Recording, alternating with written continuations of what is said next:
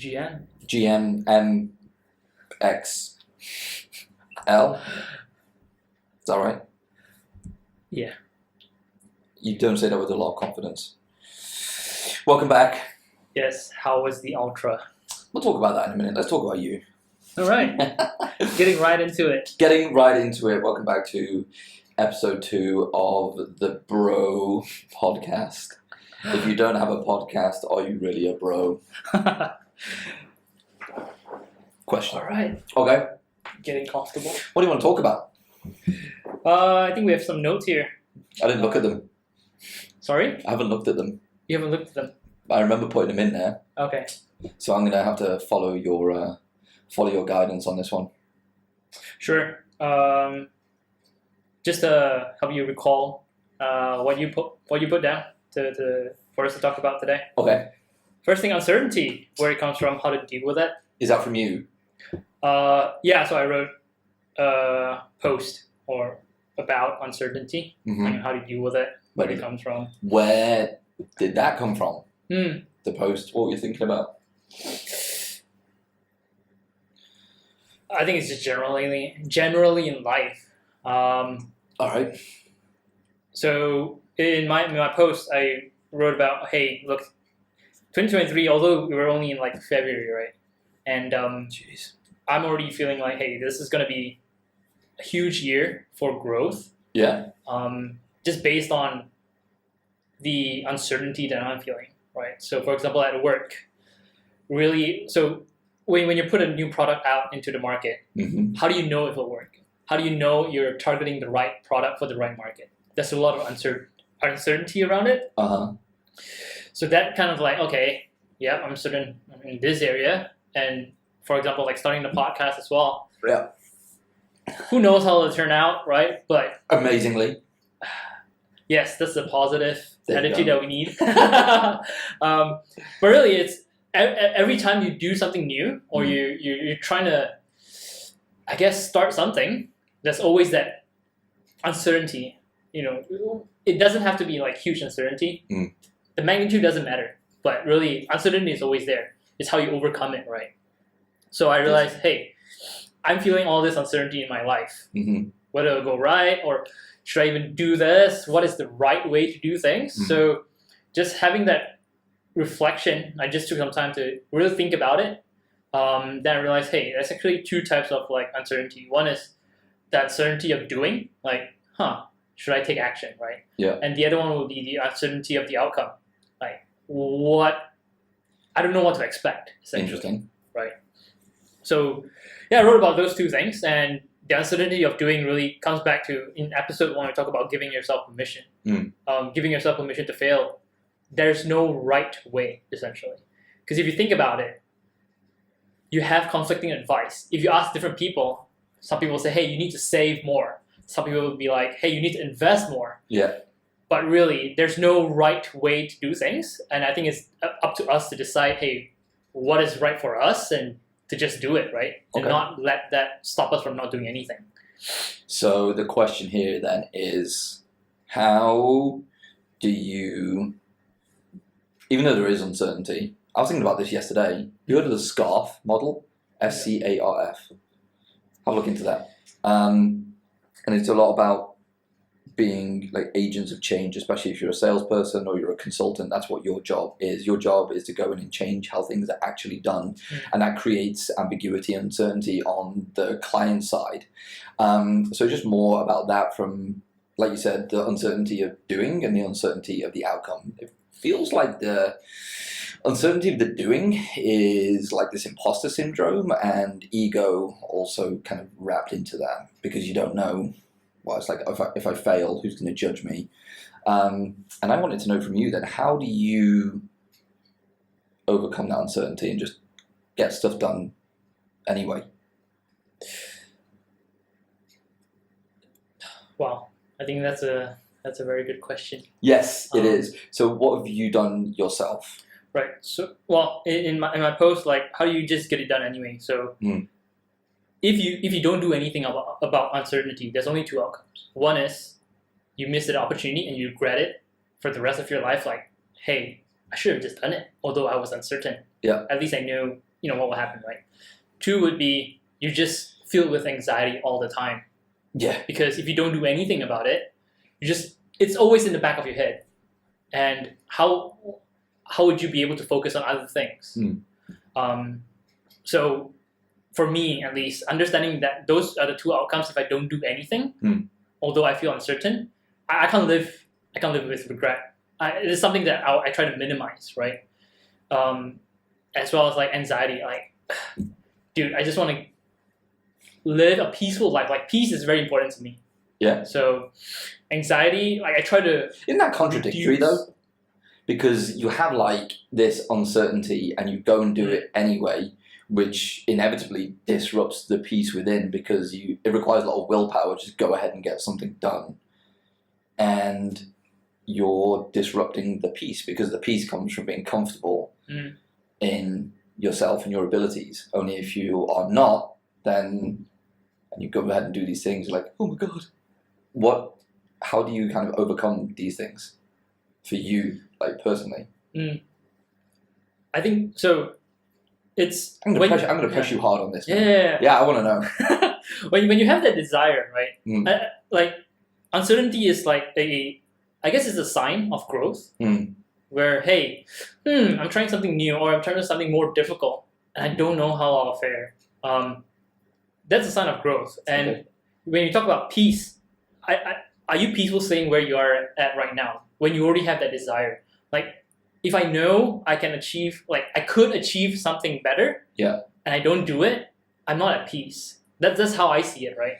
Like, why stay here when I know I could? There's potentially a better outcome. But I think there's always that what if. And there's always that what if that plays over and over and over, right? The what if, the negative outcome.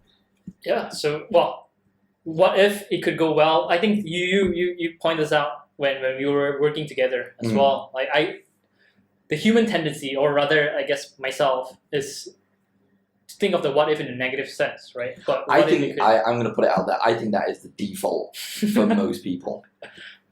When you think about, okay, what if? What if it goes terribly? What if I get judged? What if I completely fail? Yeah. That's what we moved to. Sorry, I interrupted you. Did I ruin your train of thought? No, really. I mean, coming back to peace, right, and growth and what's possible. Ultimately, yes, you might not know what the outcome is, which comes to the uncertainty of the outcome. But if you don't do anything, you're just going to stay stuck forever, and you're going to be thinking, oh, what if I just did that? And that comes back to that regret, right? I feel like a lot of people just hold themselves back of just not doing, although it's uncertain, right? So uncertainty shouldn't be the thing that stops you from doing anything. I feel like it's a mindset. It's not about skills. It's not about knowledge. You can gain all those things, but for people who are really prepared, who have the knowledge, like, they could achieve so much, but if they have that uncertainty that holds them back, they will achieve nothing, right? So they're not living to their full potential, essentially. So that's the thing that I'm afraid most. I think I can't remember who. I think it's Brad Lee. Brad BRAD LEA. So he mentioned, like, hey, if when he's dead, he goes to heaven, and at the gates it's like, hey, this could be you, but you had so much potential. You meet the person you could have become. Exactly. So that is actually one of the definitions of hell. I've actually got a blog coming out about this. Wow. It's just going through a proofread at the moment. Yeah. For that exact thing. Exactly. When you're at that point, you go, oh wow, I could have just done it. But I think there's this whole thing about nature and nurture and about the environment that you're in. I think I don't know if it's going to come out today. I was kind of typing it out last night. Some people are born into certain communities or certain ways of living, and they're not afforded the opportunity to probably engage in conversations like this. So they're told over and over and over again that this is their limit. This is all you're going to be. And then when they're told that enough times, that becomes their internal narrative. Right. So if that's all they've known, what's a good step one for these people that have always been told that they're at their limit, and then they start to believe that in their later years? You got a good step one? Well, it comes back to that person, right? Like, so it comes. I mentioned about that there's no right way. Yeah. So first is understanding, hey, this might be true, but the other alternative could also be true. Is recognizing that, hey, there's no one path, right? And then it's up to them to decide, hey, do I want to choose to find my own way? Yeah. Rather than following the convention. I myself, as my personality, I'm pretty rebellious in a sense, where I don't follow the status quo. So it's easy for me to think, hey, could we do things a different way? That comes naturally to me. How did you get to that point, though? Have you always been like that? Was it ingrained in you from a young age? I don't know, actually. I don't know if it's nature or nurture. But ever since I was a kid, I'm just curious. Like, hey, how does this work? And by asking that, you'd be thinking, could it work another way? Like, I don't accept there's only one way to do things. Right. Okay. And also, like, just observing and really asking questions, then you realize that, hey, there's so many stories out there, and how people got to where they are. There's just so many different paths. I think that's the nature of reality. Like, you just need to accept that, hey, there's no rule other than the laws of physics, and certain laws of like the legal code, maybe. Other than that, there's just no law that says, hey, you need to save 20%. Yeah. Or you need to live here to be successful. It's up to you to find out what would work, right? I wholeheartedly agree with that, not just to kind of blow smoke, so to speak, but I think you should be defining your own success. And I think that's one of the big problems that we face right now, because we're always getting smashed with social media, say this is what success looks like and this is what you should be striving for. Fast cars, loose women, big houses, retiring in Bali, whatever it is. But oftentimes people get to these points in their lives and it's like, well, am I really happy? Not really, because you let someone else define success for you, rather than actually reflecting internally and be like, am I working my own path? Am I moving towards something I really want? And I don't think we give ourselves enough time to reflect inwards on what success actually looks like. Because once we kind of self-reflect and we understand what we really want for ourselves, then just like you, even though there is uncertainty, you're on the journey that you want to go on for yourself. It's like, well, I want to try and do this. And you're defining your own path and you're going through that journey yourself.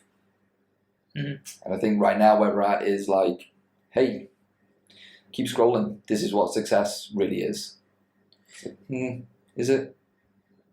Are these people really happy? What happens when the camera goes off? It's just an image that we're looking at a lot of the time. It's a snapshot in time, but behind the camera, are people really enjoying what they're doing? I don't know, man. Yeah. So they're selling. So they're showing you the outcome of what success looks like, and I guess they're also selling you that, hey, this is what success looks like. Buy my product. Exactly. And the product is the certainty. So if you think about it, they're like, hey, 7 steps to be rich. It's certain. I show you that this is how it's done. Yeah. They're selling you that certainty. Yeah. And when you see all these like 7 steps, like, oh yeah, do all these things. And people want. I guess the conditions us to find that certainty and not having that, I guess, comfort in finding it out ourselves. This is hilarious. This is literally what I was writing about yesterday. That's why we're on this podcast. Oh my god! About that predictability, that certainty, that comfort in knowing if I do this, then this is going to be the outcome. I think that's why I kind of like sales though as well, to a certain degree, because there's uncertainty in the outcome. But if you can train and coach yourself enough and find the right people to guide you, then you can get some element of certainty and a lot more upside to the outcome, rather than working in a big organization and being like, okay, we do this, this, and this, and then this will be, the outcome will be A, and only A, not A plus B plus C a lot of the time. I don't know, maybe for me, I don't like that predictability. I remember my brother said to me once, working in sales like ages ago, he said, I don't know how you deal with not knowing how much you're going to get paid at the end of the month. And I said to him, I don't know how you deal knowing what you're going to get paid at the end of the month, every month. It's just this fixed amount. It's like, you're going to work an additional 3, 4, 5 hours a night and there's no real upside. I don't know. Just two different ways of looking at things, I suppose. I like to be in control. I think that's why I'm not a big fan of flying. You control your destiny in some respects, I suppose. You create that certainty, and then you're in control of the path that you want to take. Right. Alas. So, for somebody out there that's going through uncertainty right now, what should they do? Do you reckon? Fuck around and find out. Fuck around and find out. Do you mean find that video? Yeah. the X and Y axis. Exactly. The more you fuck around, the more you're going to find out. Exactly, and you don't fuck around, you don't find out. Yeah, that's true. I mean, that's a choice. We talked about choices last episode, right? So, are you going to make the choice? Yeah, I think you get stuck in making a choice thinking that the end result is the finite outcome, rather than just an outcome to the experiment, and then you do something after that. Like you try something, you fail, and you go again. It's not like a fight. It doesn't end there, right? It's like, okay, well, we tried this and it didn't work, and now we're going to try something else. I think sometimes we fail to see past that immediate failure in that thing that we did, and then we start to define ourselves as a failure rather than the thing that we did was a failed attempt. So okay, well, you pick yourself up and you kind of go again. Yeah, that's exactly what I wrote as well in the post. Yeah, so flow. I should read it. Have I read it? Maybe you have. I don't know. I should have read it.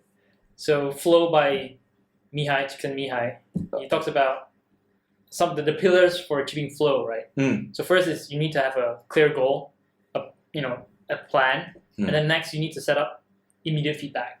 Systems for immediate feedback. Right. So I think the challenge for people is like, oh yeah, I have this goal, and if on my first try I don't hit this goal, I'm already a failure. But really, there are just steps of progression towards that goal, right? Yeah. You can't expect yourself to be Usain Bolt next week by just starting running today. I guess it comes down to that instant gratification as well, like that patience. Things just take time. Yeah. And you just need to set up, systems for feedback. Am I on the right track? Okay. How do you get feedback? Like accountability partners, I suppose. Right. Yeah. Community was one thing I was talking about as well. So I've been I've been listening to an audiobook. You might be familiar with it. Charles Duhigg, The Power of Habit. I'm finally getting around to listening to it. I was listening to it, and then with the Ultra coming up, I started listening to David Goggins' new book as well, which is, we can talk about that. But it talks about the habits that you have are kind of shaped, obviously, by your behaviors, and a lot of these are shaped by also your environment and the community that you're a part of as well. And the more, and I think, did we speak about this last week? The more you kind of look at the people that you're associating with, the more you start to get a sense of your trajectory, of like where you're going to go next. So who you associate with, who you hang around with, where you spend your time is kind of indicative of the path you're going to take and the trajectory that you're on. So if I'm going out cycling every 2-3 days with you and Damien and David Zimmerman and Mark, Toby, George, there's no way I can't get better at that sport. It's just impossible. But if I'm hanging around with other people going for drinks 2-3 nights a week, like every week, then that's the path that I'm choosing to go down. You make these bets on who you want to be in the future. Thinking about this, top of mind, is there really uncertainty then, if we really took a snapshot of who we are, how we operate, what we're doing, like on a day-to-day, if we look back over the last week, okay, these are the things that I'm doing, is there really uncertainty? Because aren't you defining the path you take by doing the things that you're doing? Yeah, so when you talk about trajectory, right? So yes, you can predict where you're going to be heading next based on your past behavior and your current behavior and your habits. I think the uncertainty comes when someone's trying to do something new or something more difficult, essentially. So let's say you ride 3 days a week, but you decide, hey, you know what? I'm just going to try for like a 300. That choice actually changes the trajectory upwards, steeper. So if they don't do anything, it's just going to stay the same. Right? But if they decide, you know what? Yeah, although I'm not sure if I can do a 300K ride, I'm just going to train for it and do it. That trajectory actually goes way higher, right? So as this conversation is now unfolding, the more I start to think about it, is there really uncertainty though? I mean, if you want to, like in our day-to-day lives, there's always, air quotes, always somebody that's tried to do that thing before us. I started my own consultancy business. It's not like no one's done this before, so I can find out online what are the pitfalls and what I should look out for. Somebody's rode 300K before. Someone's rode 1,000 kilometers before in one go. So is there really uncertainty? Because you can find out the things that are going to fall apart. Some things might be niggly or unique to you because of your personality and where you've come from. But like fundamentally, is there really uncertainty? Elon Musk is going to Mars. That's a bit more uncertain because there's literally conditions that are just completely unknown. But really, like, I don't know, starting a business, going for a run, trying to lose weight. Is there real uncertainty? Unless there's really, really no one has ever attempted this thing ever in the history of time.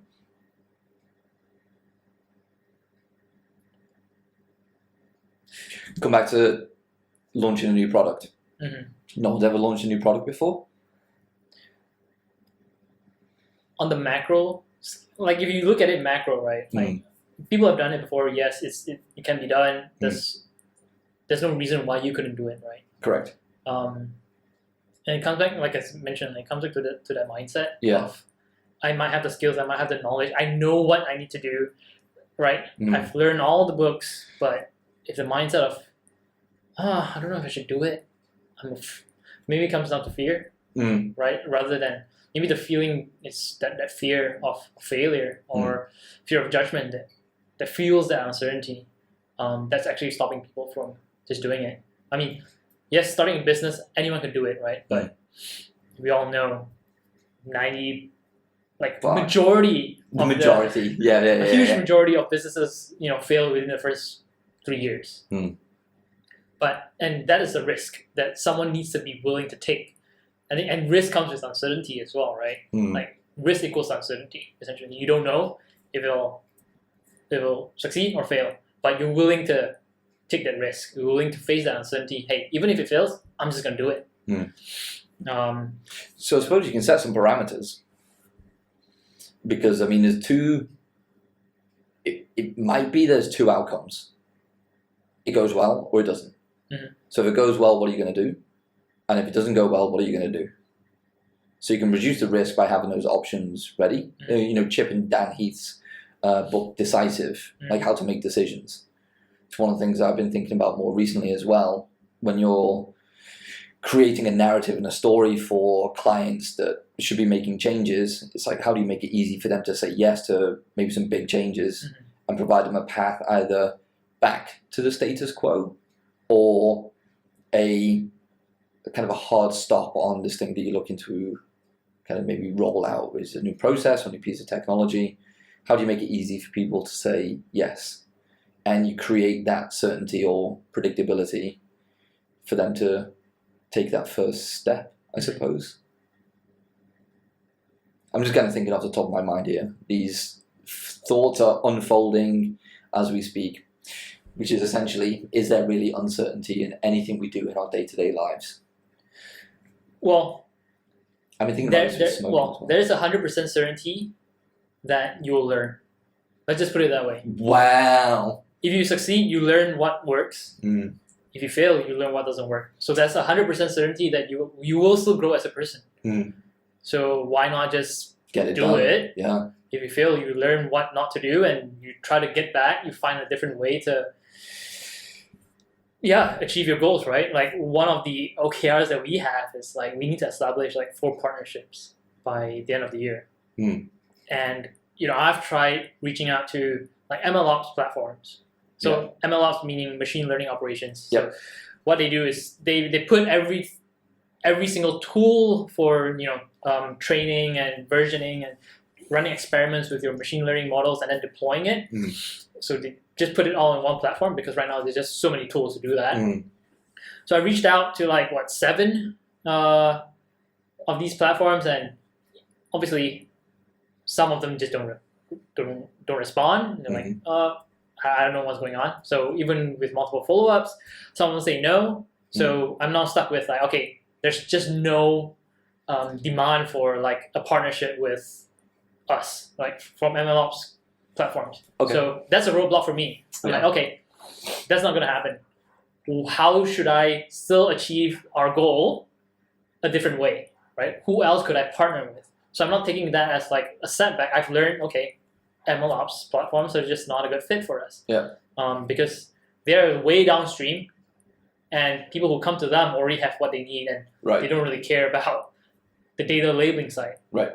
So for me, that's a signal, hey, maybe I need to look upstream rather than downstream. So you're learning either way. So there's a 100% certainty that you're going to learn and grow.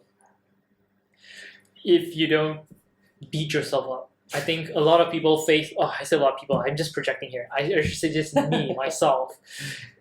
I beat myself up. I used to beat myself up a lot when I faced like failure and say, maybe this is not right for me, or I don't know what I'm doing. But really, if you judge yourself that way, you're not going to grow, right? You're not learning from the experience. By the way, I don't think that's just a you thing. I think that's a we thing. I really do. And beating yourself up when you're going through a change for yourself is a normal thing. But if you think about the stuff that you can do now that you thought you could never do 6 months ago, 12 months ago, it's just a normal part of the things you do on a day-to-day now. It's crazy. I think if your younger self could see where you are right now, your younger self be thinking, I could never be that guy. Because I think when we see things on social media and we see people out there that are doing great things, we think we could never be that.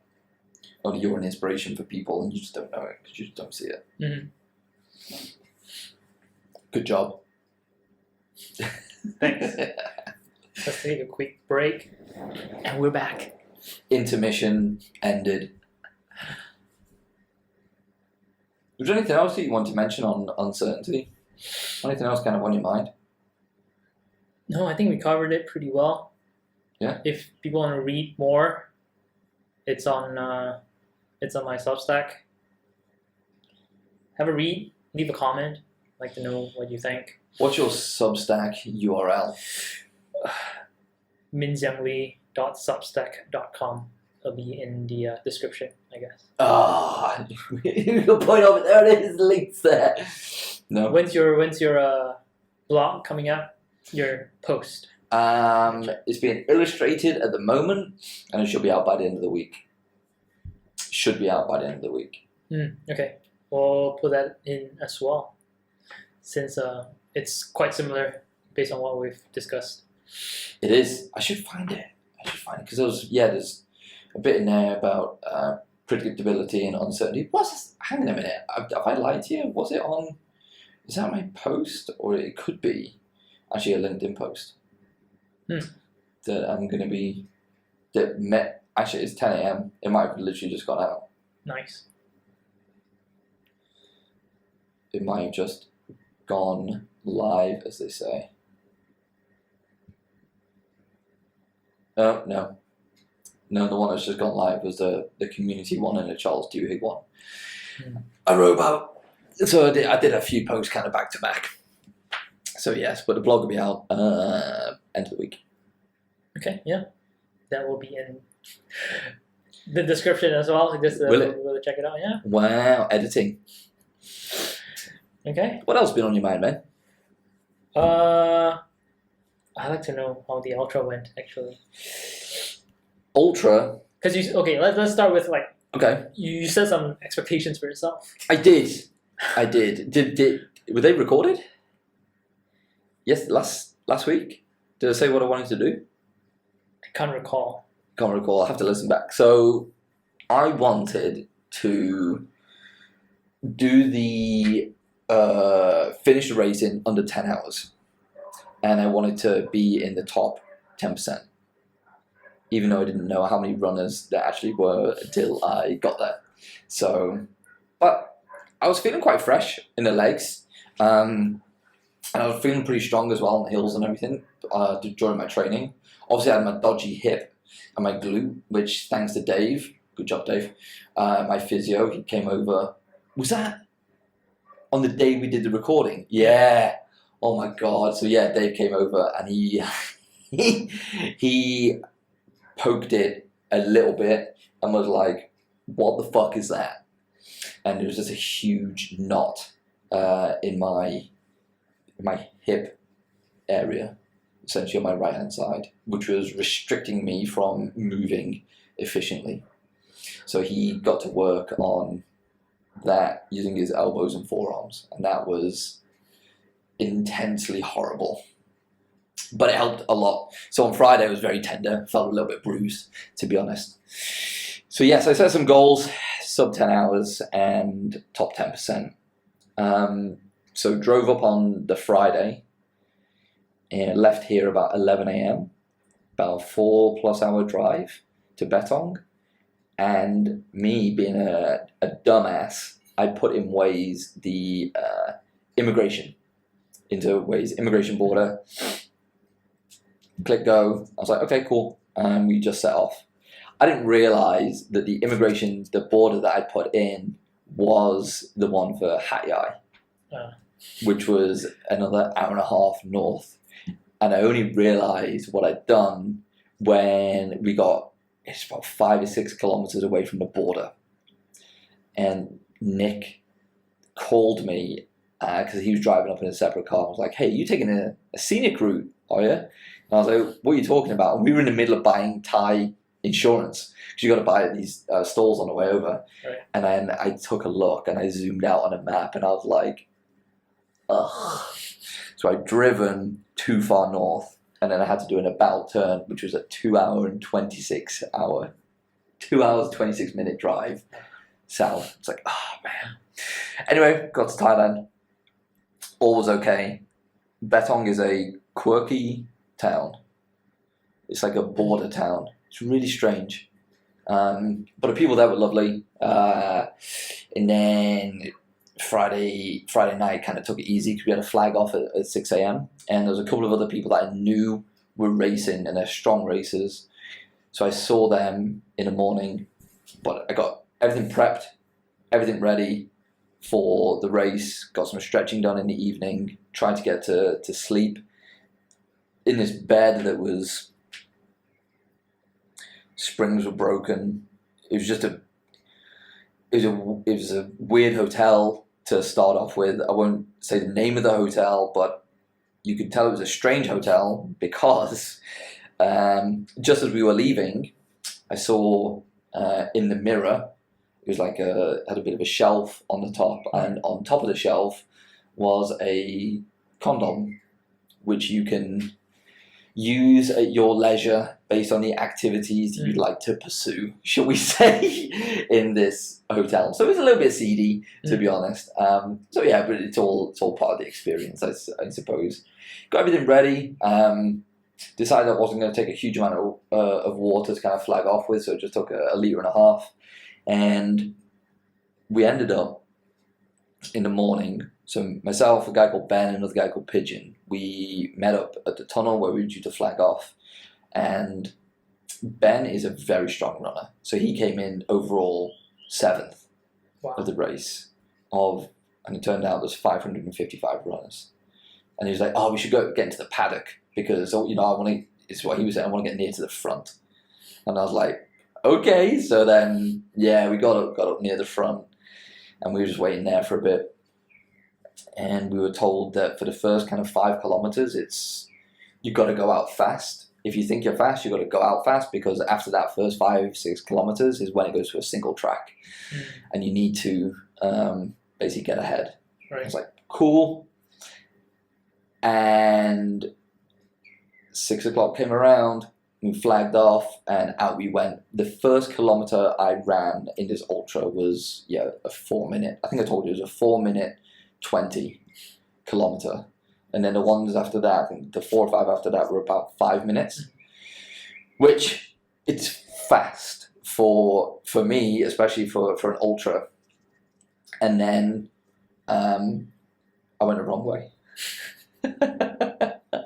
So took the scenic route. I took another thing. Honestly, it just felt like maybe the gods were against me, or just me being a bit of an idiot and not paying attention. But we were about 4 or 5 kilometers in, and I ended up running 500 meters in the wrong direction before realizing, shit, where these? Because I had all the tags and everything up so you could follow the route, and I was like, oh god. So I turned around, and by that time, so it was out and back on course. It was an additional kilometer. So I kind of knew I was going to pay for that later on in the race, but then I ended up in a bit of a bunched up kind of pack, which kind of regulated how fast I could actually go on these uphills, which was, I suppose, is kind of nice, I think, because it stopped me from completely blowing up. I felt strong the whole race, I really did feel strong. So coming into like the first aid station, I was kind of, I was pacing well, and just kind of got some snacks, picked up some new water, got like a banana and stuff, then didn't really stay there too long and walked out of that aid station, just kind of get my legs spinning again, and then carried on running. And that was when, so the first 2 aid stations, first 3, in between the first 3 aid stations, those 2 big peaks, and they were the main peaks. And what I wanted to do was get them completed within the first 7 hours. And that'd take me up to about 35, 36 kilometers. Then the back kind of 2 sections was a 9 kilometer section and then another 9 kilometer section. And I felt that based on the elevation, I could probably smash it out within 3 hours because it's about 18 kilometers. Normally, if I was going to do that on a road, it might take me, an hour and 40 based on elevation, maybe a bit tired. Then they kind of extended that by another hour and 20-ish, which would basically... You have to do a lot of math in your head while running. So I was actually doing this math in my head during the drive up. Okay. So I was thinking about... So I was visualizing being on the start line, how I was going to kind of pace out, what I was going to carry, how my bag was going to feel, what maybe some of the chafing points were going to be. So on the run up to this, you're going out and running and checking your bag and seeing where the pains are and stuff, so you can lube up effectively. So that's how I was kind of thinking about it. And then, so smashed out these 2 big hills, 3rd aid station, and there was my mate, who's a very fast runner, Pigeon. I'd seen him on the trail, and he was like, mate, my feet are fucked. And it turned out he'd basically been running in just normal sports socks that you'd wear just like for going into the village or something. So they're not really designed either for compression or for comfort or for endurance or long distance. They're basically like $1 socks. And he ended up having blisters all over his feet. So I saw him at a 3rd aid station because I was just kind of taking it easy, and I gave him like this tub of Vaseline so he could just cover his feet. And I didn't even think I had a spare pair of socks in my bag, but I think by that time it was too late for him. So I was like, mate, just suck it up, let's get on with it. So I dragged him out of the 3rd aid station, and that's when we were just kind of pacing along, and I think we were doing like 5 minute 15 kilometers, and we were talking, and I was like, so the idea, and I told him the idea now is like, do this, this 9-kilometer section, should be able to get this done within the next 3 hours pretty easy, even if we kind of do a bit of a slower walk or something like that because of your feet. And he's like, mate, it's not 9 kilometers, it's 12. And I was like, what the fuck?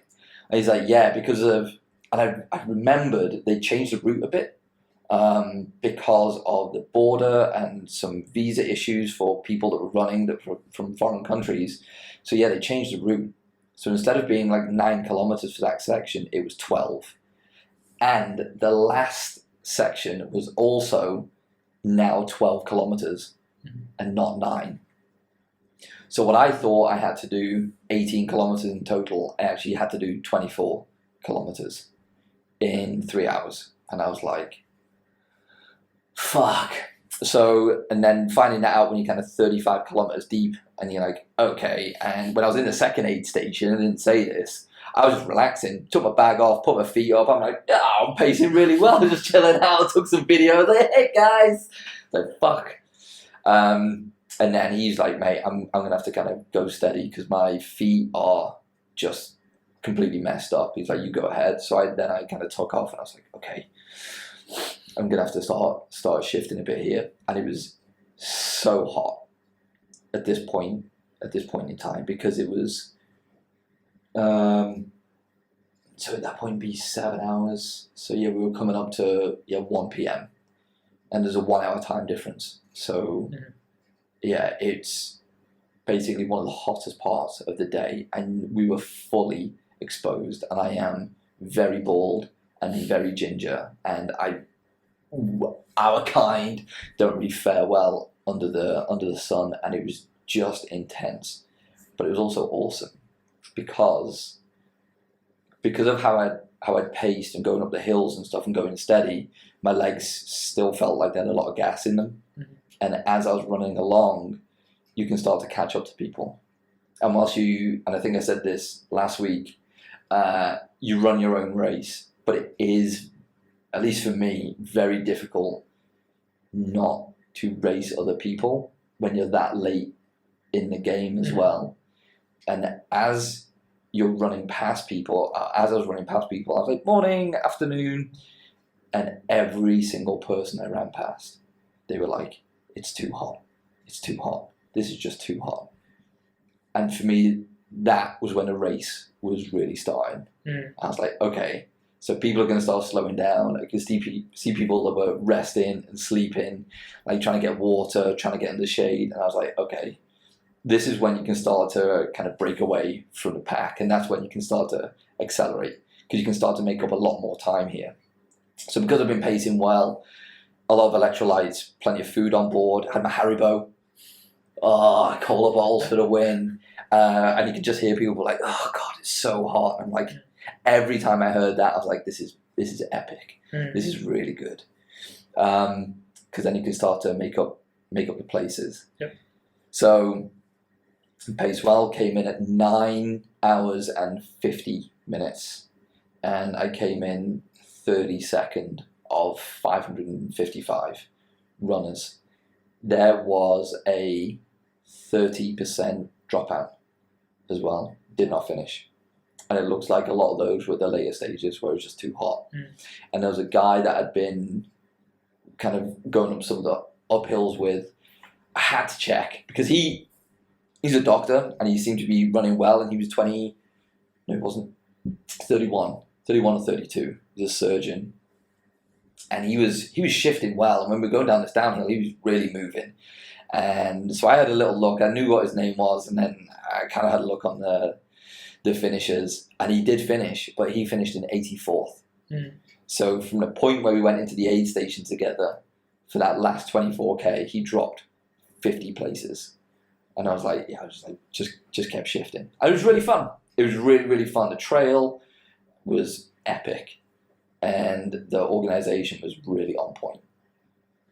But would I do it again? 100%. And I really want to test myself to do this 100K to see if it's possible. When is it? So the same race, but 100K rather than... No, I'm going to have a look at some other races towards the end of the year. My brother signed me up for an ultra in Wales in August, around his birthday. So I'm going to do that one. Mm. But there is, you know, the one I did in Borneo that did not, when I DNF'd? Mhm. Yeah, there's that one that's coming up. That's in July though. But that one was a 70, but they've stopped at the 70. So they've either got a 55 or 110. Mm. And I don't know if I should do a redemption on 110 to see if that's possible, because that would be savage. But Yeah. we'll see. I don't know if you saw David Goggins' latest post as well. Anyway, before that, Yeah. well done on your Thanks. on your race. Yeah. Thanks. Yeah, but it's one of those things where you kind of look back and you reflect. So that was on the Saturday, and then I honestly felt fine. So there was some blisters on my feet, but there wasn't too much pain. On the Sunday, Nick was running with his wife, Haida, on the Sunday morning, so I got up at 5, and I went to see them flag off at 6. And then I was just kind of walking around Betong town. The legs were a bit tight, but I was like just kind of stretching them out and everything. And then, so that was on the Sunday, and then on the Monday, I went out for an 8K run. Legs felt a bit heavy, but after about 4 or 5K, they felt decent. Mm. And then yesterday I rode, and then today I rode with you this morning, and then I'll go out for a run tonight, which is great. And then there's that caveat. If I'm able to do that, did I really go hard enough on the 55? And the answer is simple as no. So I had a lot more gas in the tank to actually do this. But again, it just comes with learning, because when you're out on your feet for 10 hours, you don't know which point you're going to blow up. Mm-hmm. So are the wheels going to completely come off, or are you just going to fuck yourself early on? So I think it's just a lot about that pacing. One thing I did do is, normally on my watch, I have an alert to let me know about my heart rate. So you can stay within zone 2 for endurance. I turned it off. Because I felt, and I have been feeling, that when I'm going out for my run, it's more restrictive than it is informative. Because I look at it, because it beeps and it vibrates, so you're like, oh my god, you know, my heart rate's now at 150, I better back off a little bit. Whereas in fact, I can actually go a lot longer if I can just ignore this. Mm-hmm. So I just didn't pay attention to it at all. I think my average heart rate came out about 140. And I just listened to how my body was responding and just carried on powering through. That's one thing I did do. Yes. So yeah, it was good fun. Put it that way. We'll do it again, 100%. Makes me want to do an ultra. You should. Although I still need to do my first full marathon first. That'd be easy for you, man. Yeah. Okay. Yeah, I was saying, like, David Goggins' latest post about, you know, a bunch of guys say, hey, let's go for a run. And I don't know if you saw that. I haven't seen it. And he was like, okay, let's just go. And so they just ran without any kind of like end point, essentially. So which is like the worst thing. No course, no distance. No course, no distance. They just, let's go for a run. And I guess, you know, Goggins, like, he can run forever. So he's like, okay, I'll take all these guys to their breaking point. Like, they don't know what their breaking point really is, right? And when the distance is unknown, the end point is unknown. Holy shit. What is your breaking point, right? Right. And yeah, so he just challenged those guys. And coming back to your point about, the race really starts at the last 24 Ks when people feel like it's so hot. Yeah. But really, like, okay, that's your breaking point. But for people like you, like, oh, yeah, okay, yeah, I'm just getting started. Your story reminded me of that. I did feel pretty strong coming into this. I think it was just the training. I didn't change my diet at all. I wasn't eating the best. I was still having beers and stuff like that. And you're like, maybe I should kind of tone that down a little bit. And maybe be full on focus on my training. I don't know. Maybe I'm just still trying to strike that balance. But yeah, ultras, good fun. For sure. Highly recommend it. Would you come with me? Do an ultra? Actually, you'd be too fast. This is already an invitation, so I might as well just say yes. It is an invitation. Yes. It is. All right, let's do it. I'll find one. I'll face that uncertainty and just do it. You've rode like however many kilometers in one shot. You've done hill repeats for days. That's one thing that I'm very fortunate of, like with the weight training and the hills and stuff for cycling. I find that helps a massive amount for strength in the joints and the tendons and the muscles and everything, especially for going to like the downhills and stuff. Like the MVP for for my gear was my gloves, because when you're going downhill, I was going downhill, I was sliding downhill. I was on my back, just like using my hands for guidance rather than just kind of putting a lot of pressure on my legs. I was sliding down past people. It's like, hey, like, where are you going? Like, see you later. Like, I'm out. Yeah, I found that really, really helpful. So my gloves, Decathlon, they cost like 11 ringgit or whatever. Yeah, I was like, you see some of the pictures, still got these gloves on. It's like 38 degrees or 37 degrees, and I got gloves on. Yeah, it's good fun, man. Oh. Good tip. All right. I don't think we have much time for more, unless you want to do a quick one on the topic about making decisions for yourself and resetting your trajectory. Did we kind of cover that? I think we did kind of cover that, and that was one of the things I've really been thinking about in terms of how much are we self-evaluating and looking into the future about what are the things we're doing right now that's going to affect where we go later on in life. I don't know. It's just one of the things. I think we did touch on it a little bit. I know there's one thing that's been playing on my mind quite a lot, and I don't know why, and I feel all high and mighty talking about it, is this idea of smoking. Okay, I think we talked about it. Yeah, I'm just kind of amazed that it's still legal. I don't know, there's a bunch of stuff like, you shouldn't tell people what you can and can't do and all that kind of stuff, which is fine. It's just one of those things that's on my mind. It's like the fact that if you smoke, then there's going to be some sort of ramifications to your health or longevity in your life. I don't know, New Zealand passed that law. I don't know if it was actually passed or just discussed. Do you know this? And it was basically, if you're born after a certain year, it's illegal for you to smoke. No one is allowed to sell you cigarettes. It's just, if you're smoking so much right now, how's this going to affect you later on in life? And it's just one of those things that we don't kind of think about, I suppose. But I certainly didn't when I was younger. I love smoking. I was smoking 2 packs a day. Yeah, man. Especially at uni. Beers and cigarettes. So how do you change up that choice? I was still going to the gym as well. I was just more lifting weights, and then I found it was just affecting me in the gym. I think, and then I just kind of stopped. And then when I'd go out, like a night out and stuff like that, and I'd be drinking, like a social smoker basically. But then it got to a point where, because I wasn't smoking during the day and then just smoking at night, it used to make me physically sick. So it's just because of the nicotine and the head rush and then the beer, it just didn't make me feel very well. So I just had to stop. So yeah, it's just one of those things.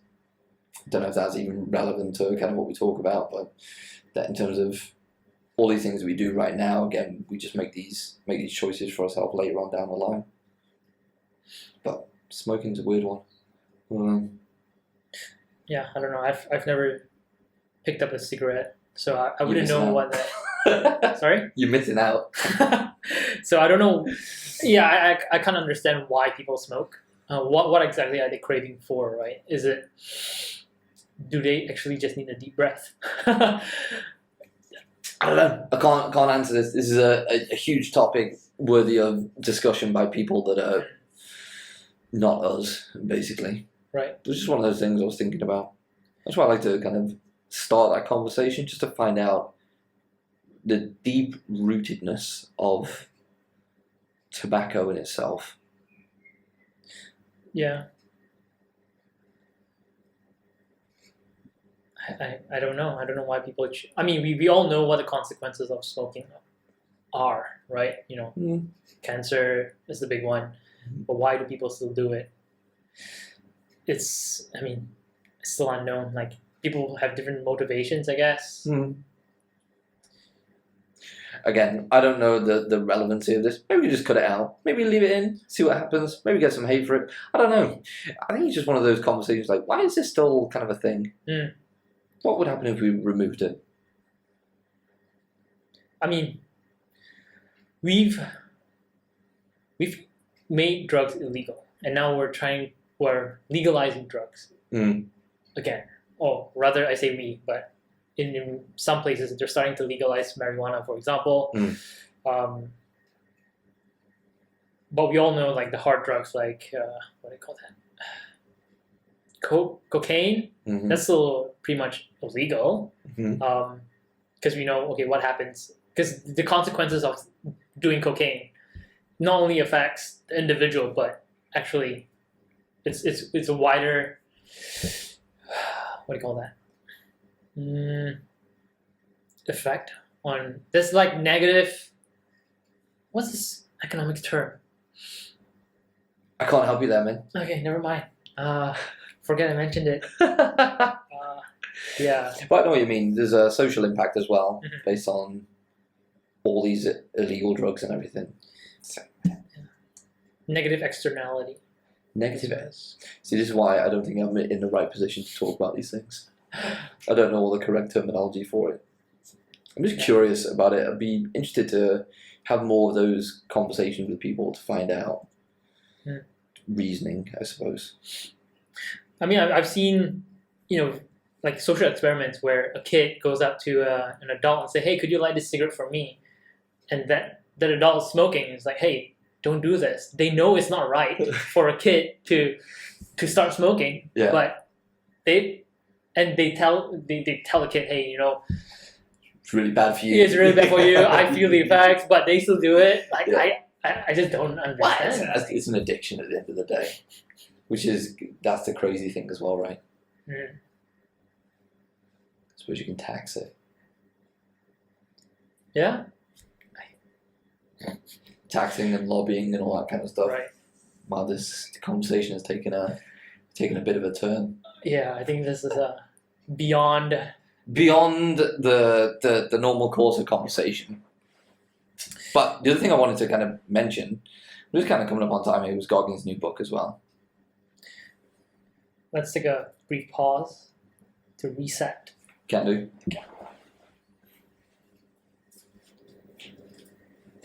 And we're back. Yes. Goggins' new book. You read it? I have not. Never finished. Never started. Highly recommend. I think it's really, really good. Really well put together. Obviously, I'm not reading it. I'm listening to it. The reason why I listen to it is because you listened to his first one. No, I've only read it. Oh yeah. You should buy it on audiobook as well.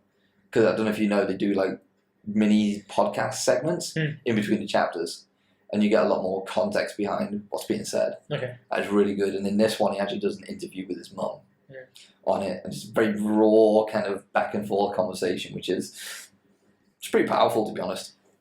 It's really good, and you start to kind of learn a lot more about him as well. And he talks about running the Moab 240, which is just an insane kind of race. But again, when I did one of the first kind of ultras, I listened to his first book, and then it just so happens I listened to this book. I think it was Damien that recommended it to me. So I've been listening to it on the run up to this ultra as well. And the one thing that he tells himself when he's doing these kind of big races is, can he take just one more step? And that's how he thinks about that throughout the race. So, because if you can take one more step and you're completely fucking wiped out, then you can take another step.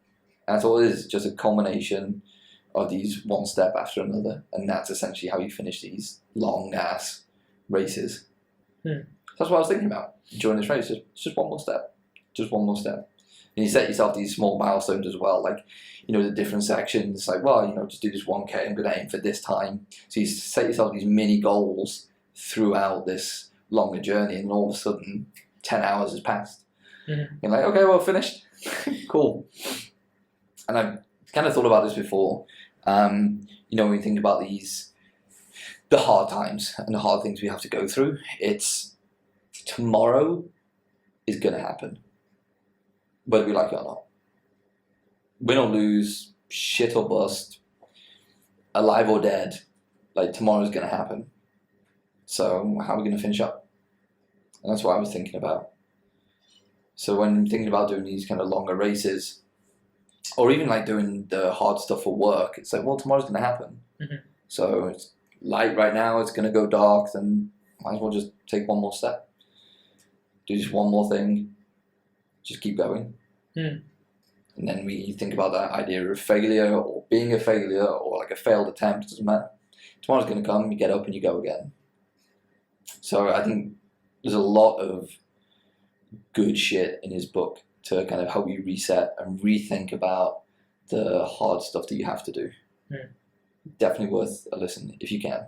Okay. I'll Go make do, yeah. Do listen to the first one first. I think if you listen to that, it's like it just provides a different angle to a lot of the stuff he talks about. Mm. And obviously because he narrates it with, in part, with the guy that also interviews him as well. I can't remember the guy's name. Adam something is the guy's name. Mm. Had to throw that in there. But yeah, definitely recommend it. It was really good. Mm. Yeah. Okay. Yeah, I think it's when you mentioned like the one more step. Yeah. That's all I think about when it's like super hot out. I'm 50 Ks from my home, back from Fraser's. I'm just thinking, okay, I'm just gonna make it through one more K. When you're all salty, I've seen your jerseys. And somebody say, "Wow, did you have a fall?" Because they could see it looked like it ripped. Yeah. But it was all, it was all the salt from the sweat and just dried up. Man, that's insane. Yeah, essentially it's the one more K, right? And I don't know if like Andy Frisella or Bedros Keuilian also says like, is that one more rep mentality? Like, hey, you can do 8, do one more, just do one more, do one more. I think it's essentially that mental resilience to just do one more, right? Yeah. So Nick Bear talks about that as well. So Nick, and I think that's his thing is one more rep, or go one more rep, or go one more. And that was a lot of my training, which was I'll just go an additional 100 meters. You set out to run 5K. Okay, I'll run 5.1. I set out to run 6K. Okay, I'll run 6.2 or 6.3. And if you do that enough times, you add that extra minute or extra 2 minutes every single time, then that's when it's like, okay, now we're starting to build up some good mental resilience. Like that idea of like, I'm just completely fucked. Mm-hmm. I'll just take an extra 10 steps. Because then you start to train yourself. It's not, because a lot of these races, you get to a certain level of fitness and it's like, okay, well, I can do this from a fitness perspective, but it's a question of a will to actually do it. It's just too hot. Okay, good stuff. And then you train yourself to be like, yeah, it's just too hot, so I'll just take another 5 steps, or just take another 10 steps. And you start to, I think David Goggins calls it callousing your mind. Mm-hmm. But you just continue to kind of build on this. And you have this voice in your head saying, oh, you might as well stop and go home now. And you have to train yourself to just continue past that and continue to keep going. Mm-hmm. Because when you're in a race and it's hot and it's hard and you're tired and you've run 1K in the wrong direction and you might be low on water and you think the aid station is just a couple of steps away, but it's actually 2 kilometers away, then you're kind of at a weak moment because you're just so tired. Mm-hmm. And that's where this training comes in to be like, well, I'll just keep going. And if you don't put yourself through the paces of, I'll just keep going, I'll just do another step, or I'll just do that extra kilometer. And if you haven't trained yourself over time to overcome that inner bitch, that inner voice, then it's difficult to continue. It really is, because you're at a pretty low point when you got blisters on your feet and it is 37 degrees and you're ginger and maybe you haven't got enough sun cream on and you're like, I'm burning, I might as well just get under a tree. It's like, okay, well, and these are the trigger points then. It's like, okay, this is the time people say it's too hot, so they stop. So that's when you see the people that haven't gone through that training where they just stop and they just rest because maybe they haven't done that that training to be like, okay, it's too hot, therefore I need to keep going. I need these trigger points. And that's what it's like for me. It's like, oh, it's too hot. So it's like, okay, cool. Now we're in a race. Now we can keep going. Right. So it's how you reframe these things. That's how it works for me, anyway. I don't know if any of that makes sense. I feel like it's just a big ramble, to be fair. But well, that's the whole point of this podcast. We just talk what we think and how we feel, right? And coming back to, I think a lot of people lack that self-confidence is because they can't keep a promise to themselves. When you say, hey, I'm going to do this, I'm going to complete this race, or I'm going to do 250Ks, right? And when it's super hot out, the last 50Ks, I could just call a Grab and drive me home. Yeah. But I need to keeping a promise to yourself. It's not about, oh, I can complete this, but it builds that we talked about the choice that you make, right? At that point, you have two choices. One is get in a car and the car will drive you home. Yeah. The other choice is you continue. And when you make that choice to continue and you keep that promise to yourself, like, hey, I'm going to finish this. Yeah. That actually builds your self-confidence and say, hey, I can keep a promise to myself. Yeah. Everything I set out to do, I can do it. Yeah. And essentially it's that, right? Every time you don't keep a promise to yourself, that's when you're actually chipping away your own self-confidence. Like the next time you try to do something about, I don't know. Yeah. I can do it. Yeah. Because previously you've not completed anything. Yeah, it's like, well, what is on the other side of that decision that you make? And if you don't continually build on that, then it slowly starts to wear away, to chip away. Yeah. It's exactly right. It really is. Yeah. So that's why these long endurance races and the training that goes into it is, oh God, I'm fucked. So therefore we keep going. Really helps in a race. Like you said, it builds that confidence. Because also kind of what the feeling is on the other side. It's like, okay, I can actually do this. And then you just continue to move. Yeah. I still think about the DNF I did, the one in Borneo. Even now, it's like, maybe I could have done more. Maybe, the slope got easier after I fell and after I just couldn't get up or just couldn't get any traction. Maybe, and I still think about it. Even though at the time I felt that I gave everything. I fell, broke this carbon handle or whatever it was on the hiking poles, and I just didn't know. Maybe I could have finished it, even if I missed the cutoff. Should I have just powered on and carried on going? So and I think it helps by doing these things like going that extra kilometer or going that extra few hundred meters and overcoming that, oh fuck, I can't do this, and then just doing it anyway. Because when you get to a point where you're just like, I can't give any more. I've given everything I can to that point. You have. Because you're so used to thinking, I've given everything I can, and then just doing it anyway. When you're at that your actual limit, where you're like, I've given everything now. I've emptied the tank. I'm completely fucked. You have. Because you're so used to going way beyond what you're normally capable of. Yeah. And that's a good feeling. Because even though you might not complete something or you might have to throw in the towel, then in your heart that you've just fucking given everything you possibly can to it. You've gone past your breaking point multiple times. It's like, okay, we are way past that. And I think that's why David Goggins is so big on this resilient stuff. It's like, can he just keep going? Does he have a breaking point? We're all limitless, essentially. Like, really, what is the limit? Who defines the limit? Previously, it wasn't people didn't think it was possible to do a 4-minute mile. And once someone did it, you start seeing people do it. You just smash them out. So really, what is there a limit, right, to the human potential? It's all in the mind, really. I think that is a great way to end. Yeah. Don't limit yourself, essentially. Just push. live to your full potential.